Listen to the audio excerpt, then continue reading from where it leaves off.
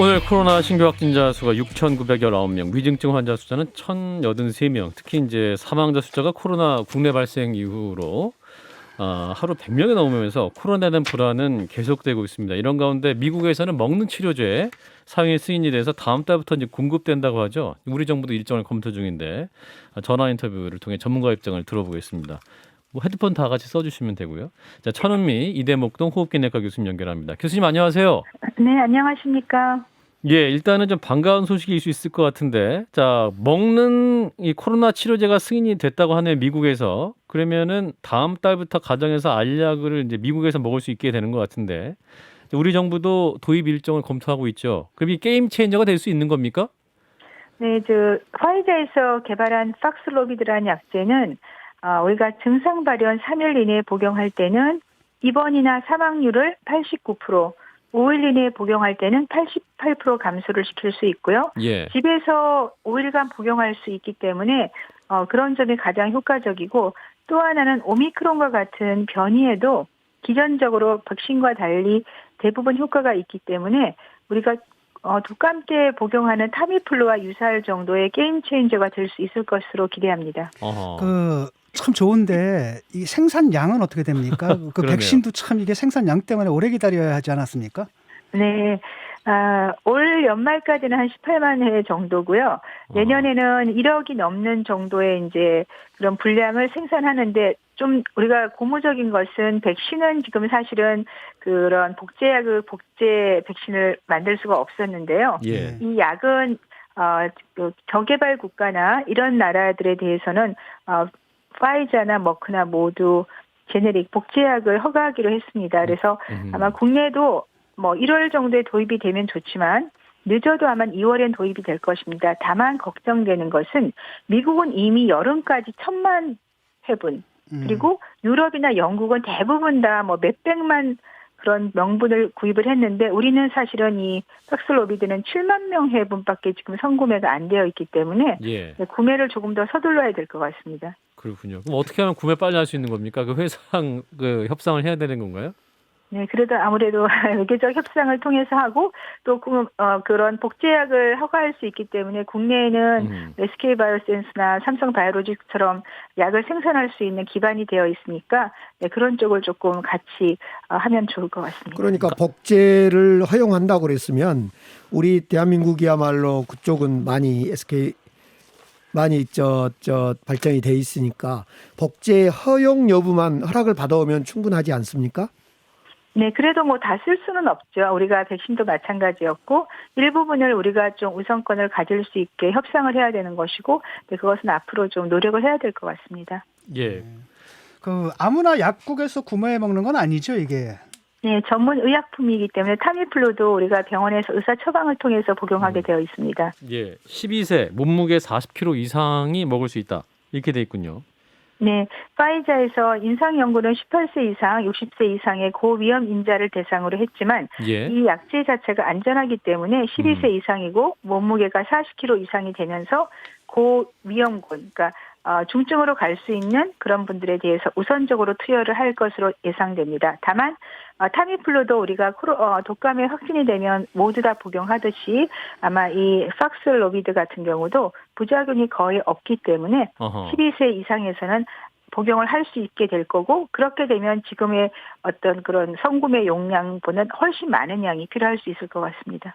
예. 타미플루가 등장하면서 이제 신종플루도 이제 거의 우리가 독감처럼 됐기 때문에 이 약이 정말로 상용화 되면은 이 이 코로나도 우리가 이제 독감 같이 큰 감기처럼만 넘어갈 수 있는 그런 질병이 될 수 있겠네요.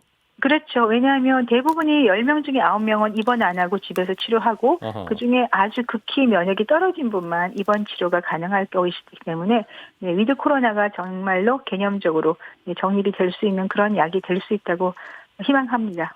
그러면 내년 봄이면 우리 마스크 벗을 수 있을까요?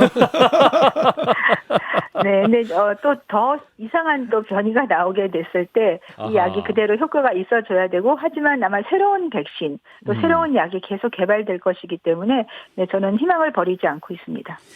정부가 신규 확진자 증가세가 둔화되고 있다고 진단을 했는데, 이런 추세라면 일주일 후 이제 감소세로 전환될 수 있다고 하더라고요. 교수님께서 보시기엔 어떻습니까?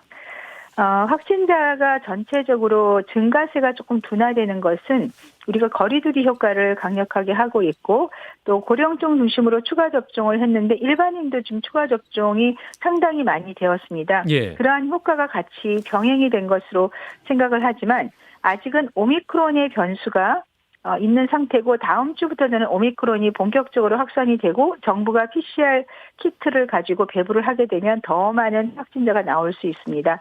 다만 확진자는 둔화세를 가지고 있지만 2주 전에 이미 감염된 분을 통한 중증과 사망자는 앞으로도 지속적으로 증가할 위험이 높습니다.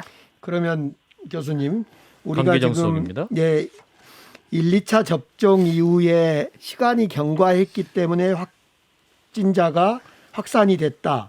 물론 거리두기가 완화된 것도 있습니다만은 그렇게 봐야 되는 겁니까? 즉 다시 질문을 드리면 우리가 추가 접종, 3차 접종을 하게 되면 이 둔화가 급격히 이 확진자 증가세가 둔화될 거냐 이런 질문에 대해서 어떻게 답하십니까? 네, 그렇게 생각하지는 않습니다.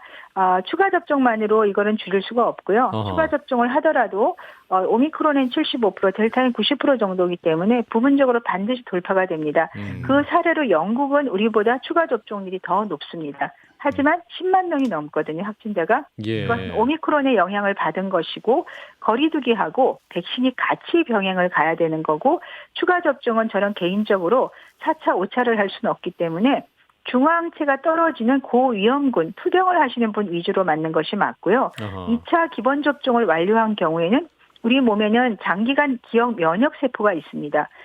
바이러스에 감염이 되더라도 대부분 건강하신 분은 중증으로 가지 않기 때문에 백신 접종과 더불어서 저는 방역이 중요하다고 생각합니다.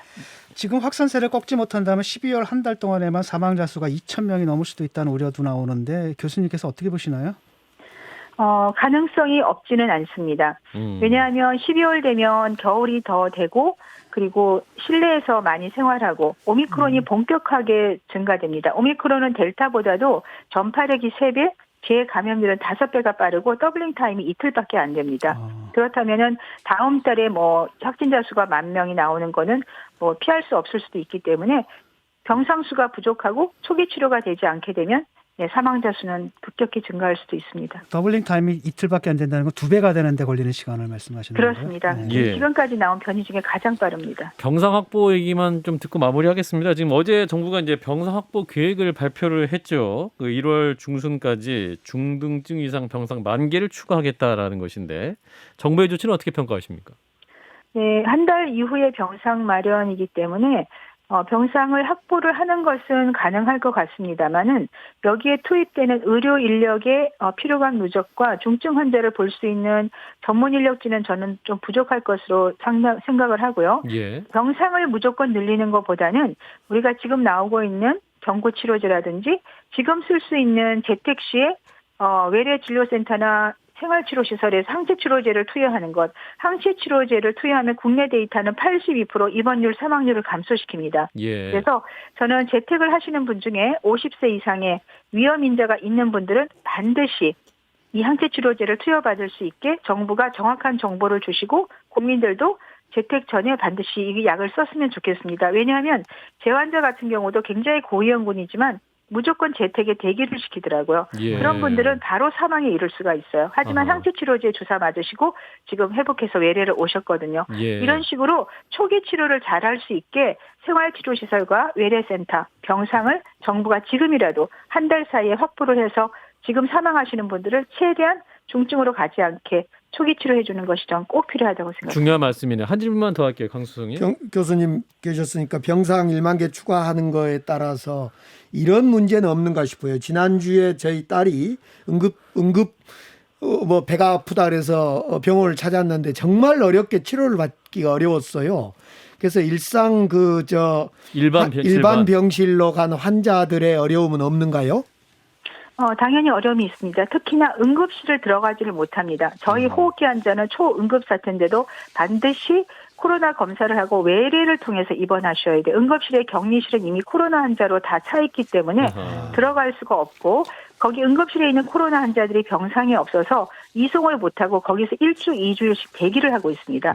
그래서 지금 병상이 필요한 것이고 비코로나 환자들이 지금 많은 피해를 보고 있고 특히 중증 환자들은 수술이나 치료가 연기되는 그런 면들이 있어서 코로나 환자, 중증 환자는 반드시 공공병원을 통해서 우리는 입원을 하도록 하고 공공병원의 일반 환자들은 정부가 한시적으로 혜택을 주셔서 일반 사립병원에서 치료를 받을 수 있게 보조를 하는 것이 필요합니다. 예, 교수님 오늘 말씀 여기까지 듣겠습니다. 고맙습니다.